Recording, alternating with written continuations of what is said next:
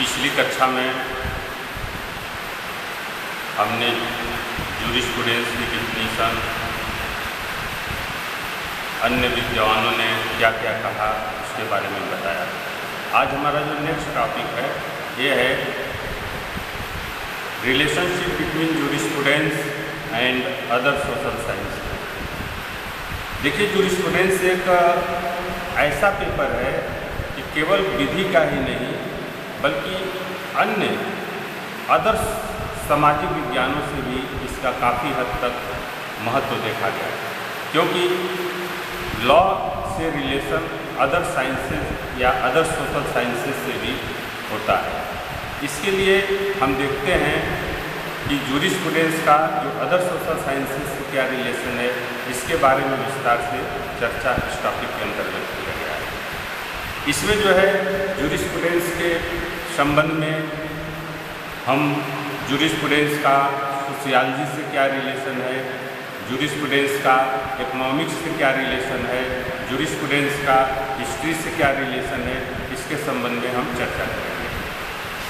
अब क्योंकि सारी चीज़ें जो है इसी से कोरिलेट होती हैं, अब इसमें जो है relationship between jurisprudence and sociology, jurisprudence का सोशियोलॉजी से काफ़ी हद तक कोरिलेशन है। क्यों कि जितने भी क्राइम होते हैं वो समाज के अंतर्गत होते हैं, और जब तक हम समाज के बारे में अध्ययन नहीं करेंगे तब तक उसके संबंध में कोई नई विधि के बारे में बात नहीं कर सकते। इसीलिए जूरिस्प्रूडेंस का सोशियोलॉजी से संबंध के बारे में चर्चा की गई है। इसमें ये कहा गया है कि sociology also include the study of a part of law to some extent. For example, criminology is one of the other disciplinary studies related to both sociology and law. Sociology has helped jurisprudence in its approach to the problem of prison reform and has suggested ways and means of preventing social wrong. देखिए, समाज के अंतर्गत जो है सारे crime या जितने भी अपराधी होते हैं वो समाज से ही होता है। इसलिए जूरिस्प्रूडेंस में समाज में क्या गतिविधियां हो रही हैं उसके बारे में जानने का प्रयास हम जूरिस्प्रूडेंस के माध्यम से करते हैं। मनुष्य विधि शास्त्र एवं समाजशास्त्र दोनों के अध्ययन का केंद्र बिंदु है। समाजशास्त्र के अध्ययन का केंद्र बिंदु समाज में पाए जाने वाले मानवीय अंतःकरण और वह विधि का अध्ययन सामाजिक परिस्थितियों के प्रकटीकरण के लिए होता है। दूसरी तरफ विधि शास्त्र के अध्ययन का केंद्र बिंदु विधि है, जबकि समाज का अध्ययन विधि के परिप्रेक्ष्य में अपेक्षित है। जब तक हम समाज की गतिविधियों के बारे में नहीं जानेंगे, समाज की क्या प्रॉब्लम है उसको नहीं जानेंगे, तब तक हम नई नई विधियों की बात नहीं कर सकते। इसीलिए फ्रीडमैन ने भी कहा है कि विधिक मूल्य और दृष्टिकोण पूरे समाज की संस्कृति में विधिक व्यवस्था के संबंध को निश्चित करता है। विधि शास्त्र एवं समाजशास्त्र के संबंध की आवश्यकता इसलिए आ पड़ी है क्योंकि आए दिन समाज में नए नए समाज के लोगों के द्वारा एक्सपेरिमेंट होते हैं, नए नए अपराध का जन्म होता है। इसीलिए हम विधि को एक निश्चित रूप में नहीं बांध सकते।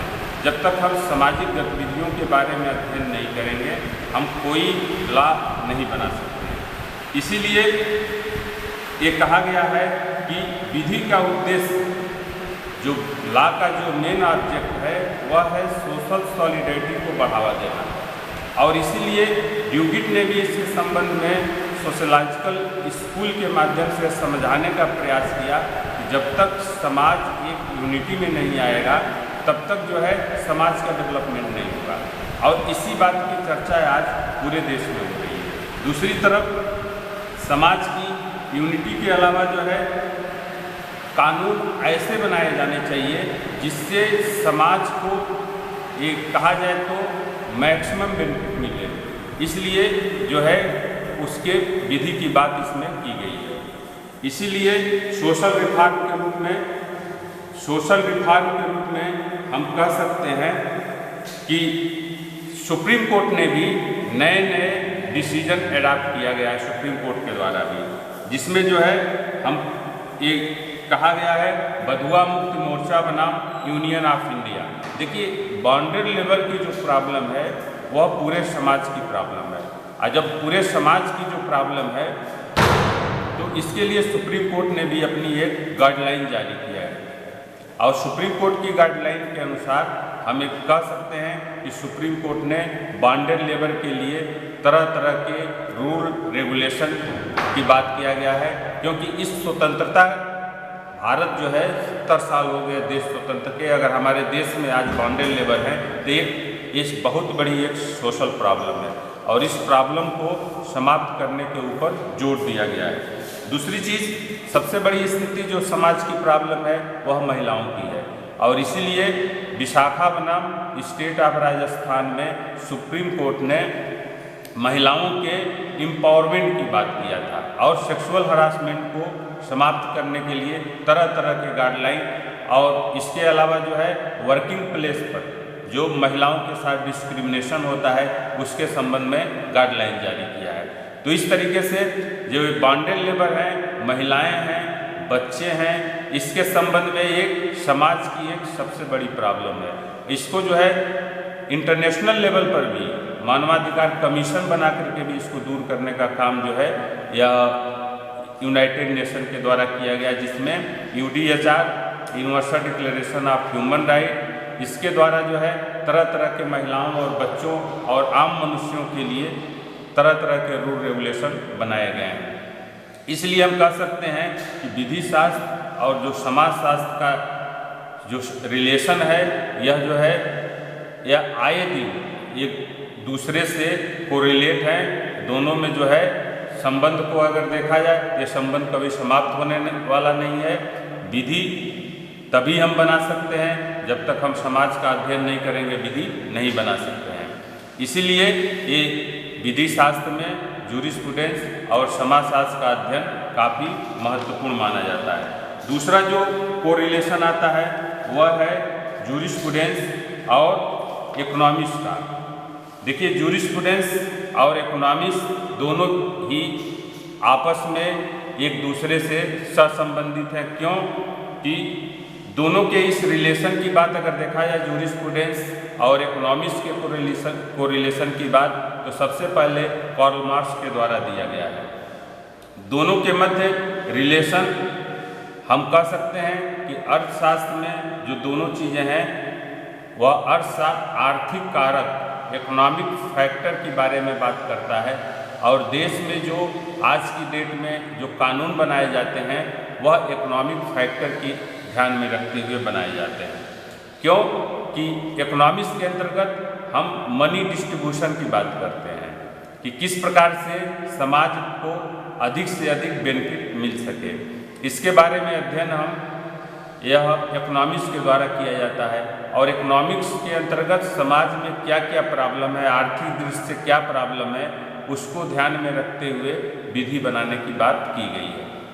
और इसीलिए आर्थिक कारक या इकोनॉमिक फैक्टर को ध्यान में रखते हुए किस प्रकार से उसका डिस्ट्रीब्यूशन हो समाज में, या समाज के लोगों को किस प्रकार से इकोनॉमिक बेनिफिट मिल सके, इसके लिए तरह तरह के रूल रेगुलेशन बनाने की बात इसमें इकोनॉमिक्स के अंतर्गत की गई है। इसके अंतर्गत जो है अगर देखा जाए तो इकोनॉमिक्स के अंतर्गत जो है महत्वपूर्ण विधि बनाई गई है इकोनॉमिक फैक्टर को ध्यान में रखते हुए, वह है वर्कमैन कंपनसेशन एक्ट, कर्मकार प्रतिकर अधिनियम।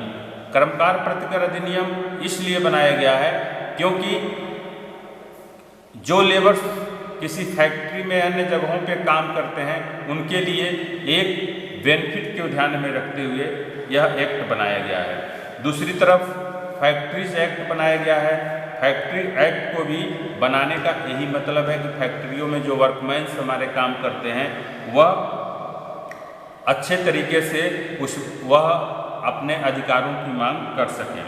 दूसरी तरीके से जमींदारी एवोल्यूशन एक्ट, जमींदारी एवोल्यूशन एक्ट इसलिए लाया गया था क्योंकि समाज में सबके पास उतनी भूमियाँ विद्यमान नहीं थी और सारी भूमियों को एक तरीके से देखा जाए तो उसको समाज के सभी व्यक्तियों को डिस्ट्रीब्यूट किया गया था। दूसरी तरीके से है कि जमींदारी एवोल्यूशन एक्ट ला करके एक नई क्रांति को अडॉप्ट किया गया था और नई क्रांति लाने का सिर्फ यही मतलब था कि किस प्रकार से इस व्यवस्था को चलाया जा सके। दूसरी तरीके से अगर हम देखें तो यूडीएचआर का declaration, universal declaration of human right 1948 में ये वहाँ पर भी व्यक्तियों के इकोनॉमिक स्टेटस की बात की गई है कि किस प्रकार से व्यक्तियों के इकोनॉमिक स्टेटस को बढ़ाया जा सके। क्यों कि आर्थिक कारक जो इकोनॉमिक फैक्टर हैं वह अपराध को बढ़ाने में काफ़ी महत्व देते हैं, क्योंकि बगैर इकोनॉमिक फैक्टर के आज की डेट में कोई अपराध नहीं होते हैं। और आर्थिक कारकों को ध्यान में रखते हुए कि अपराध कम से कम हो, इसलिए आपराधिक गतिविधियों को ध्यान में रखा गया है। इस प्रकार से एक जो अगला कोरिलेशन है जूरिस्प्रूडेंस और हिस्ट्री का कोरिलेशन। जूरिस्प्रूडेंस का हिस्ट्री से क्या कोरिलेशन है, इसके बारे में भी इस टॉपिक के अंतर्गत ध्यान में रखा गया है कि बोदा ने relationship between jurisprudence and history, बोदा ने साफ साफ कहा है कि विधि शास्त्र इतिहास के अभाव में अंधा है। Jurisprudence is the blind in the absence of history.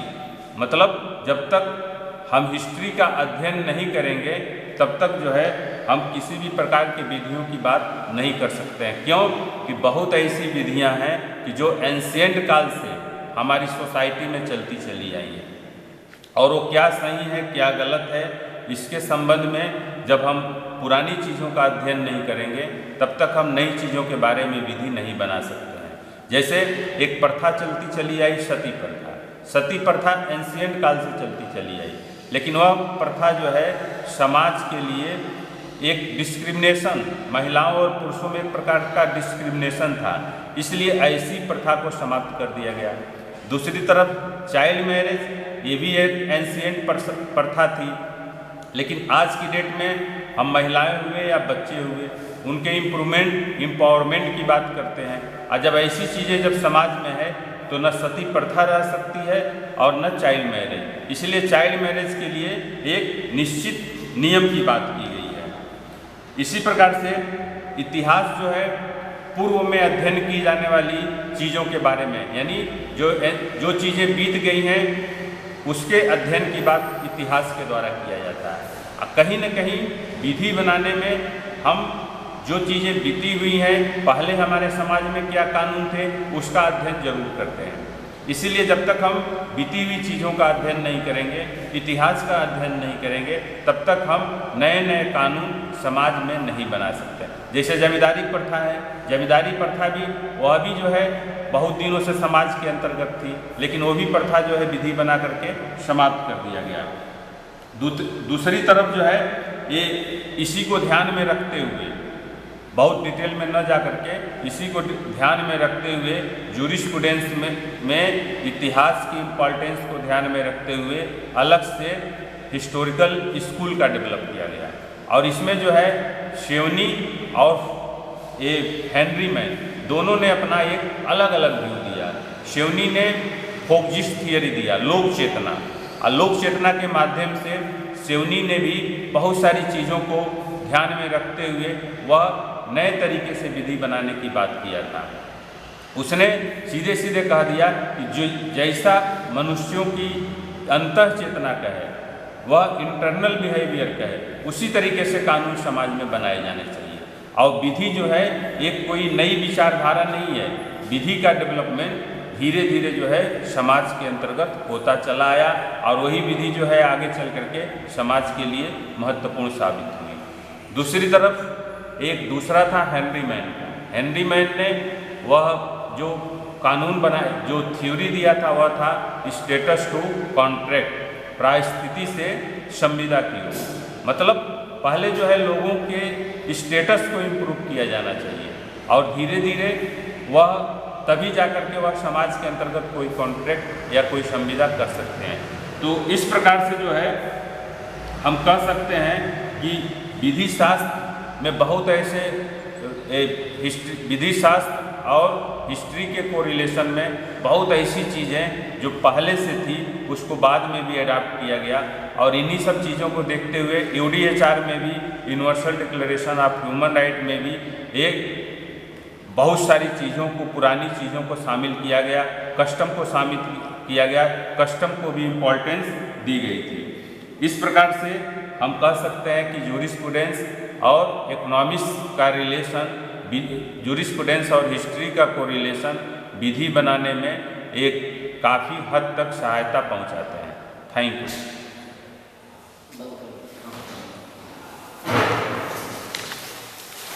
हो गया,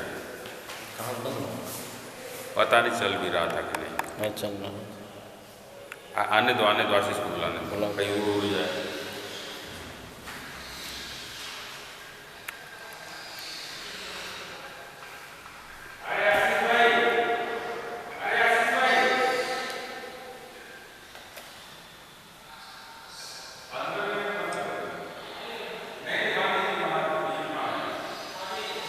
आइए देखिए, आओ आओ।